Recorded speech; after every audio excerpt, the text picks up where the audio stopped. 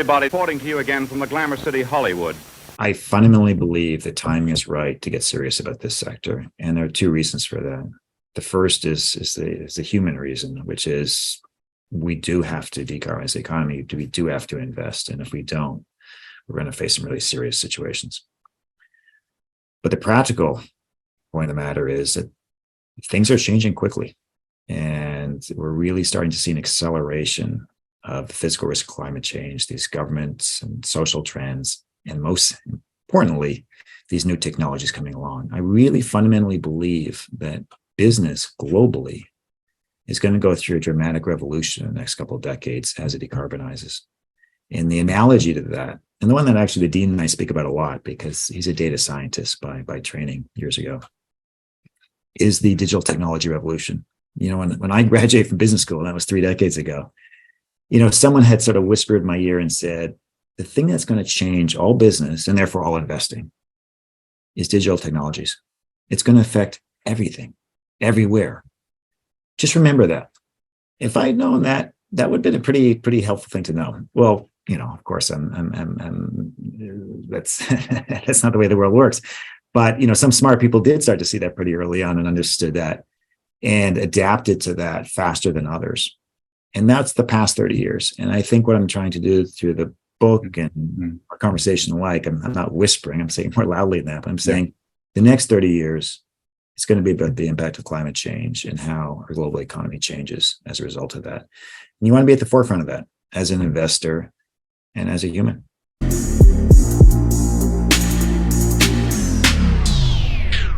If you love listening to this show, please consider giving a rating and a review on Amazon Alexa or wherever you listen. We want to continue bringing you this amazing content, and part of our ability to do that means that we need a big audience. Now, it may not seem like much, but rating and reviewing the show will help more people find us, just like how you found this show. Simply on any podcast platform, search for a show, scroll down to the bottom, and push 5 stars. It's that easy. Thanks for supporting the show.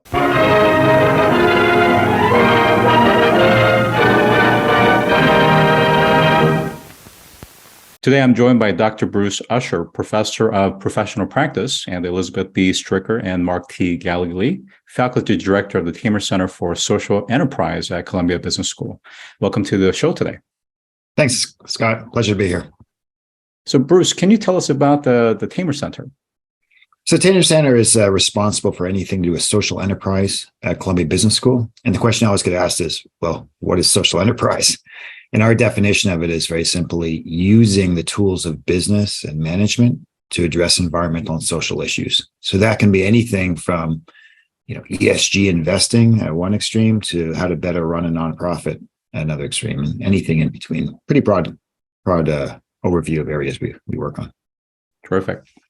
All right, so we're going to get into a little bit of that. And part of your work has culminated into a book that you published a few years ago called Renewable Energy, a Primer for the 21st Century. I wonder if you could give us a brief overview of that book.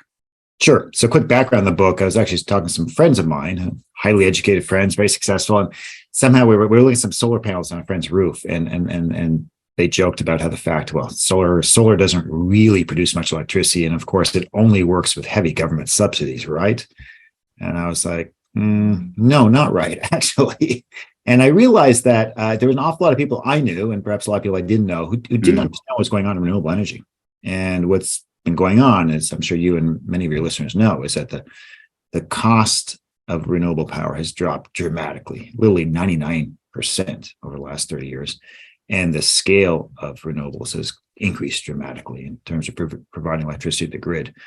And I felt that message had to get out there. So I wrote this book. And the book is not about, we must build more renewables. It's not sort of from a mission-oriented perspective. It's much more from a business and economic perspective. What's driving the growth in renewables? It's really about declining costs, about energy security, about the advantages of renewables, and why that scale is likely to continue. Well, certainly for those that have been involved in climate change action for several years, we're of course very familiar with that. But I think you bring up an excellent point, which is that there are many ordinary people, but also very well-educated people that may not actually know the facts. And to that point, in the bigger context around climate change, what do you think are some things that people may get wrong or maybe have a misunderstanding about? Yeah, and I think there's a lot of misunderstandings out there today. And partly I blame the media on this, and I don't blame them as in, you folks are doing something bad. It's because what goes into the media is always sort of an extreme position. That's what attracts, readers and viewers. And the reality is that a lot of things going on in climate change are not extreme in that sense. Actually, kind of boring, right? And but this is the stuff that matters. So let me give you an example. What the average person reads about today tends to be at one or two extremes.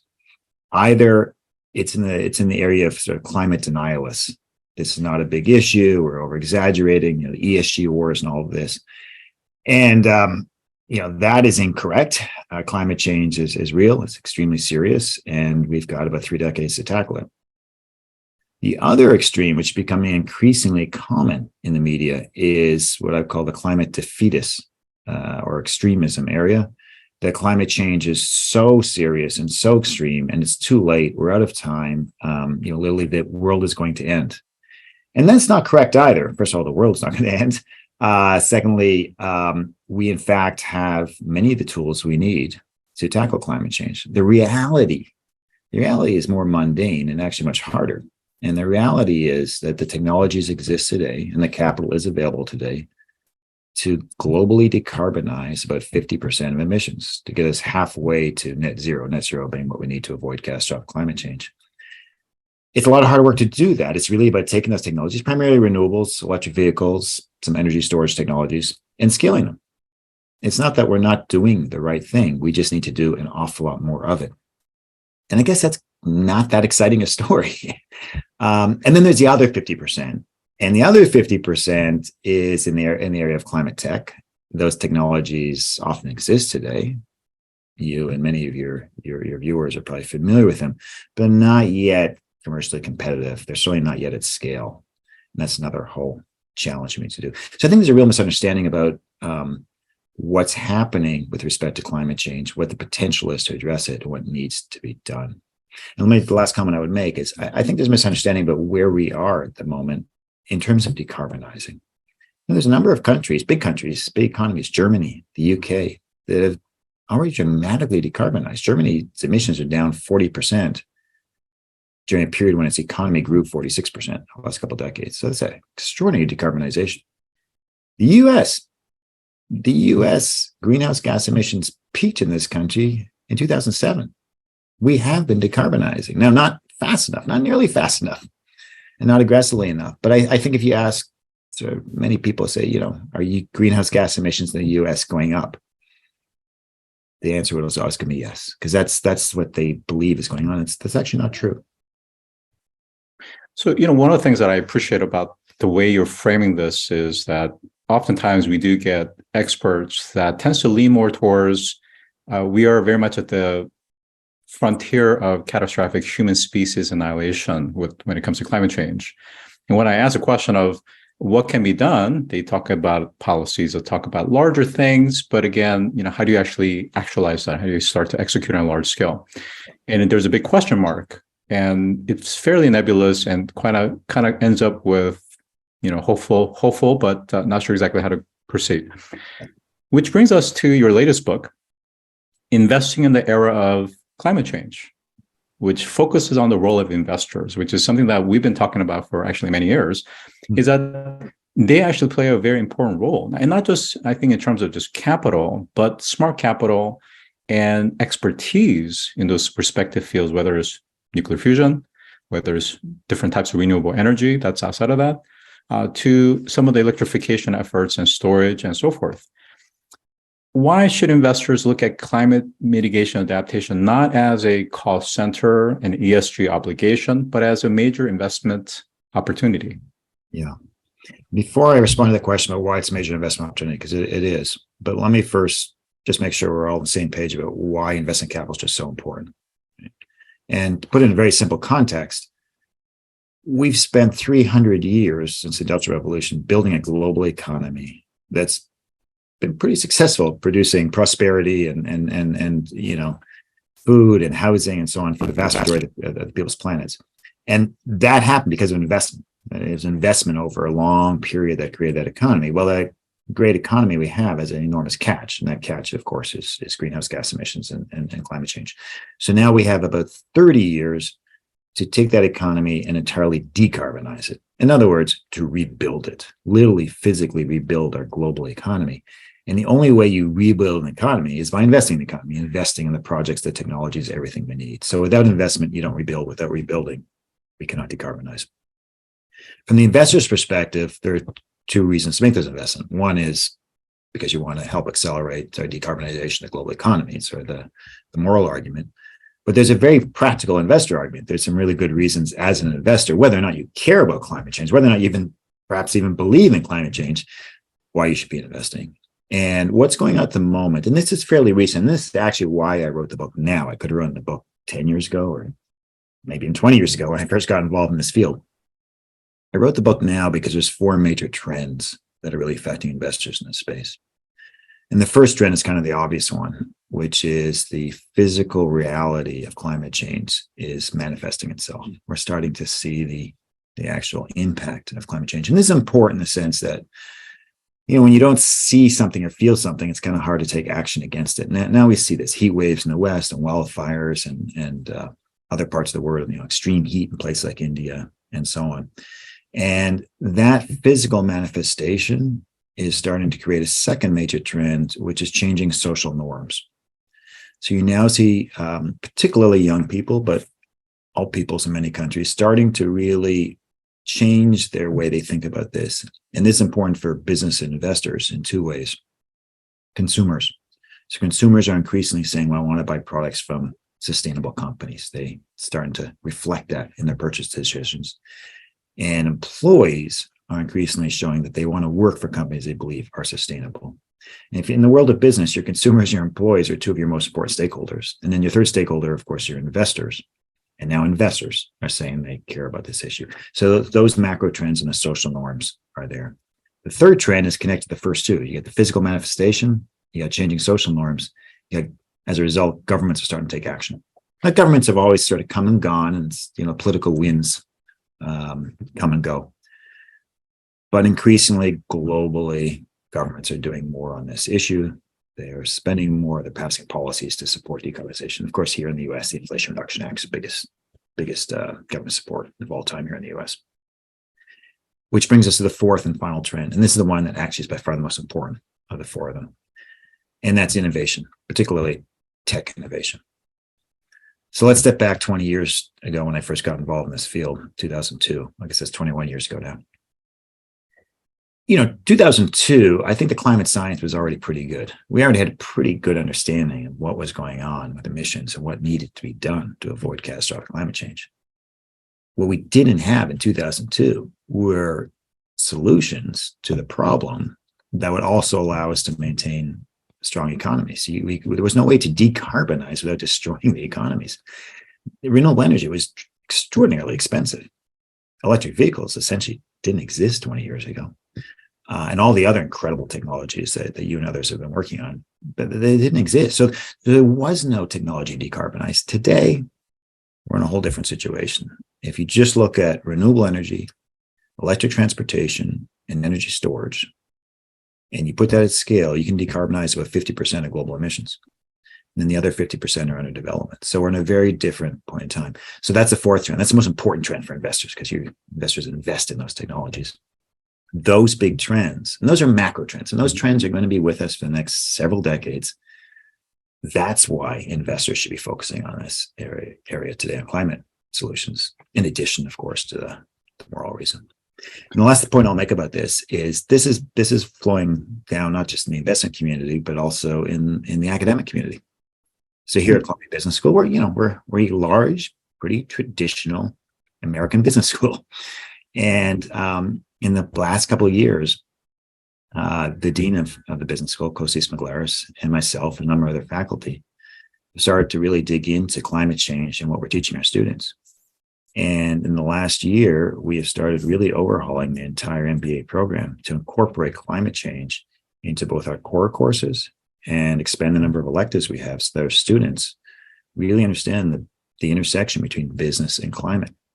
And we do that because we believe that for the next 30 to 50 years, climate change is going to have an enormous impact on business. You want to be successful in business, you want to be successful as an investor and a business leader, you have to understand this topic, and you have to really know how to manage it going forward.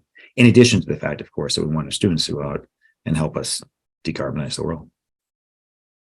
Well, thank you for succinctly articulating these mega trends. And I kind of agree with you more. It's interesting about, I think, 4 years ago, I had the founder of We Don't Have Time on our podcast. And it was interesting, not even, like I said, 4 years ago, he and I were having some of this conversation online, but he was very careful to point fingers at the oil and gas industry as an example, because he said that his personal safety was on the line. It was interesting that in the last couple of years, he and, of course, many other advocates have become very vocal. And it's because of that tipping point. It's very interesting to see the tipping point actually happening right in front of us. To your point about some of these prerequisites for now, is that without mentioning the VC name on Sand Hill Road, in 2012, this particular VC, well known, invested heavily into climate tech, but it was too early, 2012. That's right. And that was actually one of the early reasons for that demise, and that brand has really never fully recovered for that reason. But it wasn't that the sector was wrong. It's just that some of the prerequisites or the requirements weren't quite there or mature.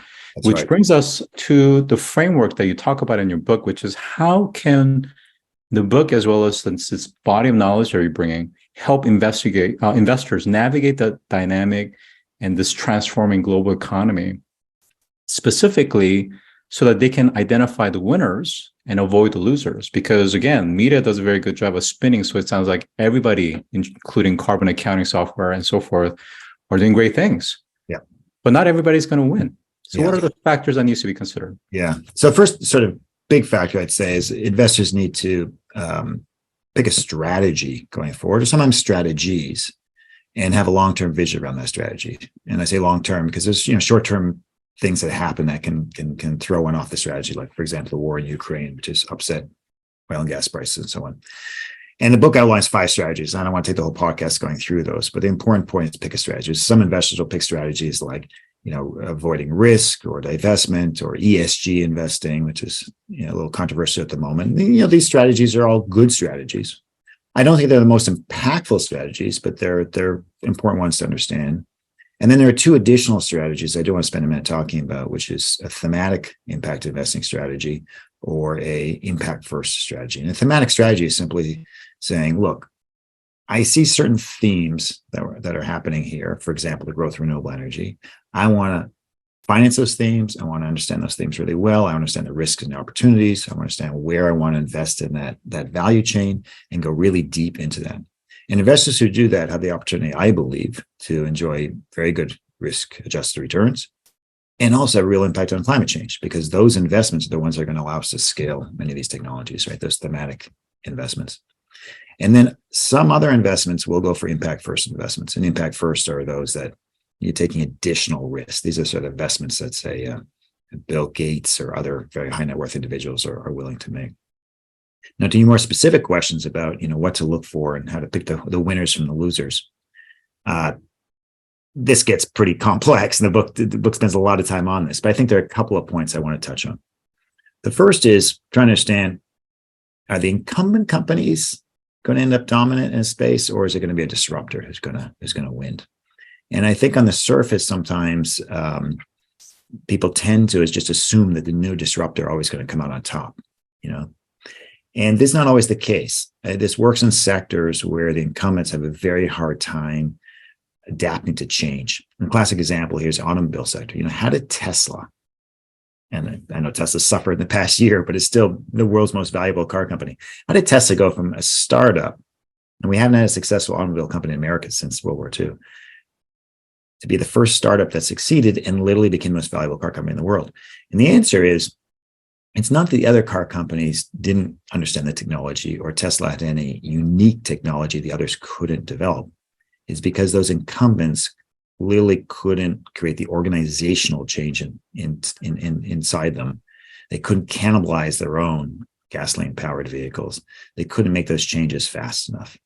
And that's a sector where the disruptor had a huge advantage. But in other parts of the economy, the incumbent is really well positioned. And the classic example there is utilities. So utility field, utilities are very protected by regulations. It's a field that's very difficult to change. It's sometimes oligopolistic or even monopolistic, depending on the policies. And here, the incumbent can do really well. The classic example of that is this company called NextEra, based in Florida.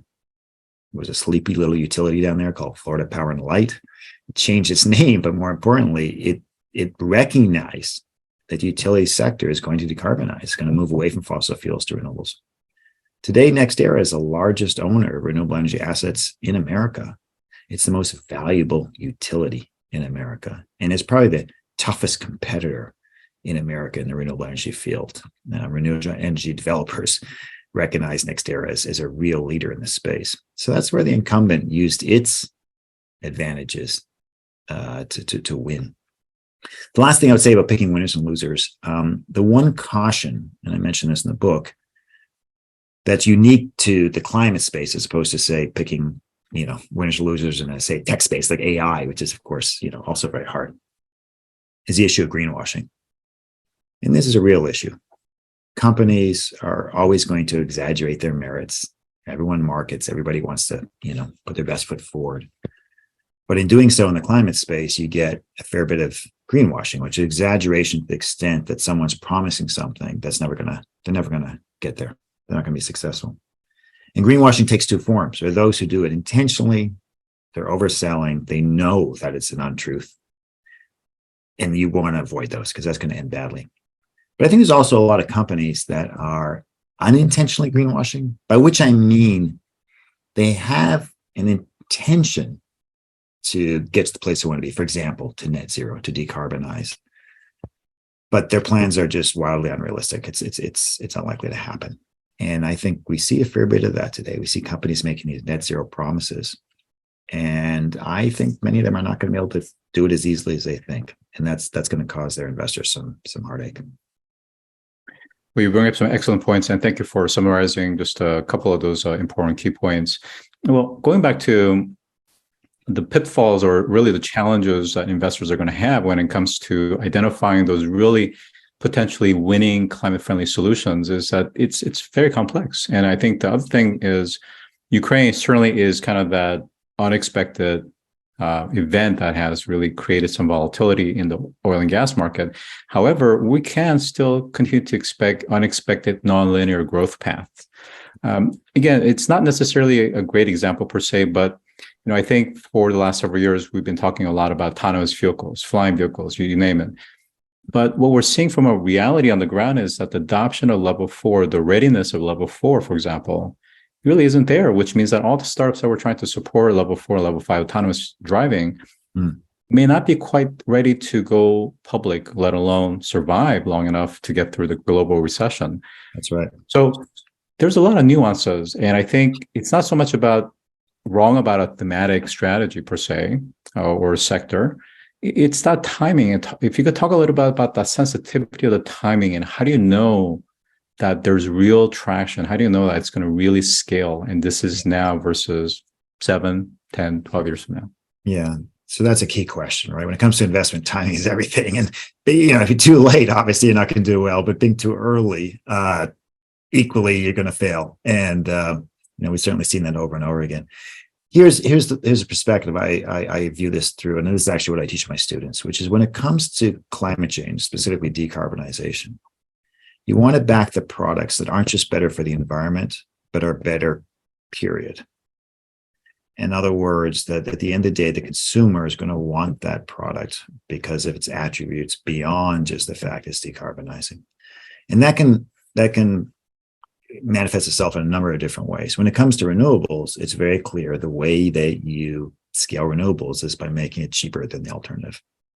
Frankly, very few people really care about the attributes of it other than cheaper.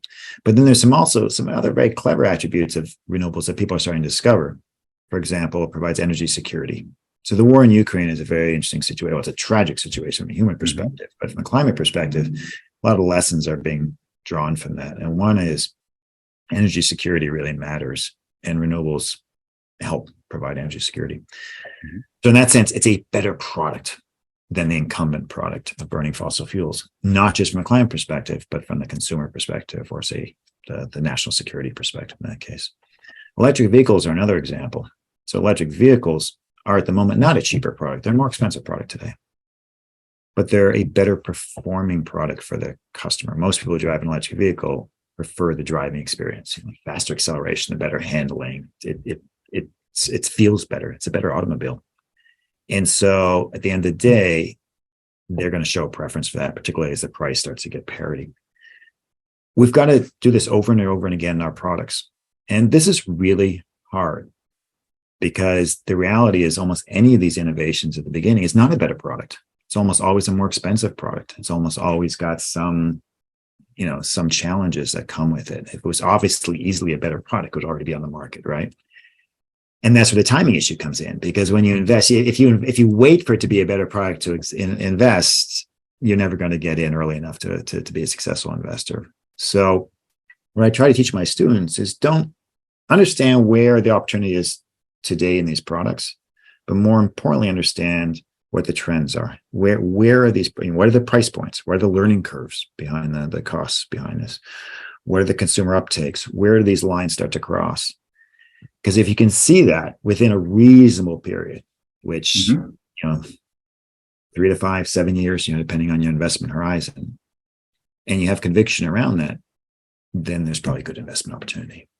You're absolutely right, though. At the end of the day, it all comes down to timing. If you can have you can be right about everything, and if you're wrong about the timing, you're not going to do too well. So let's talk about something that maybe media doesn't talk about as often, which is that specifically in the slice of the venture capital asset allocation side, is that majority of the VCs are not necessarily really committed to this, in the sense of they rather focus on SaaS, fintech, crypto, Web3, you name it, cannabis. But many of the VCs, they will dabble a little bit here and there on quantum and just a few things, space maybe. But certainly some of the ones that we've spoken to, even tier ones, say we try and shy away from deep tech. Yeah. But the reality is, to your point, we're trying to undo the first industrial revolution. Yeah. Though the digital revolution of the recent last 15 years or so has been very fruitful and profitable, the next revolution is going to require physical, mechanical, and software and digital all happening together. And it's not going to be a SaaS play all the time. So how do we address that? We need to think about investing in different ways where the CapEx and the OpEx structures are different as well. Yeah.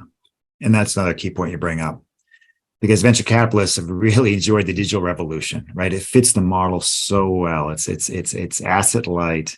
It's relatively capital light. It scales fast, all the things that you know very well.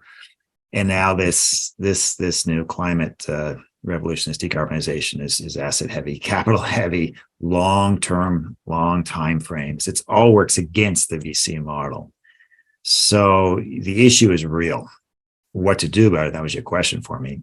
No easy answers there, I'd say. What we have learned since, as you mentioned, back in 2007, when an unnamed VC firm started getting the space and it didn't end too well, I'd say the VC industry has learned a lot since then. It has learned a lot about understanding which parts of the business it can play a role in and where it's more challenged to play that role. That's the first thing I would say. So our knowledge has gone up a great deal since then. Second thing I would say is government does have a big role here, right? So how did the price of, renewable energy come down so much? It wasn't because of venture capital activity, a little bit. It was really because of government subsidies that kickstarted this virtuous cycle of increasing demand, declining costs, learning curve, manufacturing, and so on. And what you really need is the VC money to solve some of the pain points along the way that unlock some of that scaling. But without government subsidies or government policies that speed that up, VC money alone is not going to do that. Now, the good news is, mentioned a few minutes ago, we're getting a lot more government support. And so I feel, much better about that. And the third thing I would say is technology innovation.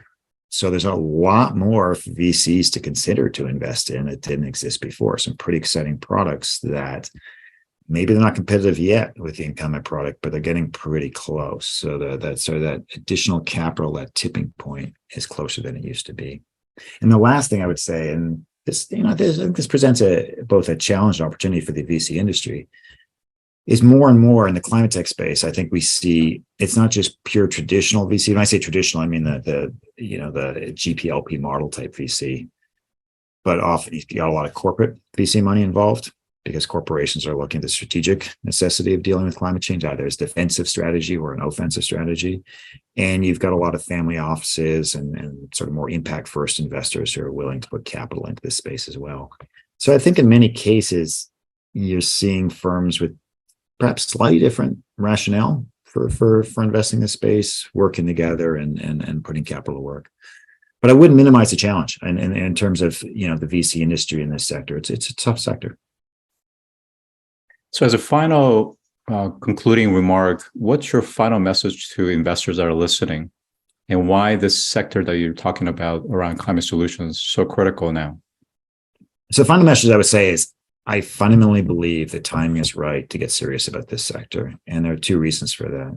The first is the human reason, which is we do have to decarbonize the economy. We do have to invest. And if we don't, we're going to face some really serious situations.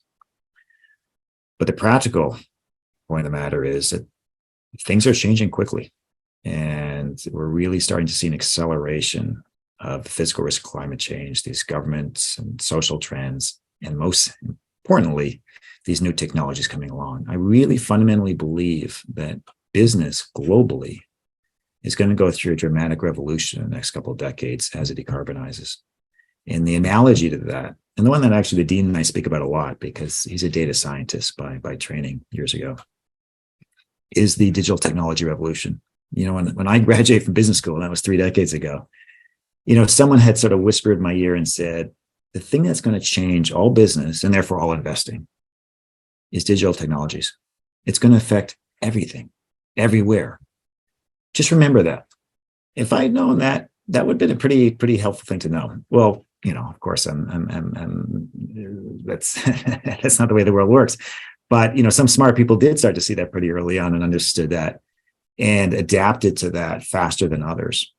And that's the past 30 years. And I think what I'm trying to do through the book and our conversation alike, I'm not whispering, I'm saying more loudly than that, but I'm saying the next 30 years, it's going to be about the impact of climate change and how our global economy changes as a result of that. And you want to be at the forefront of that as an investor and as a human.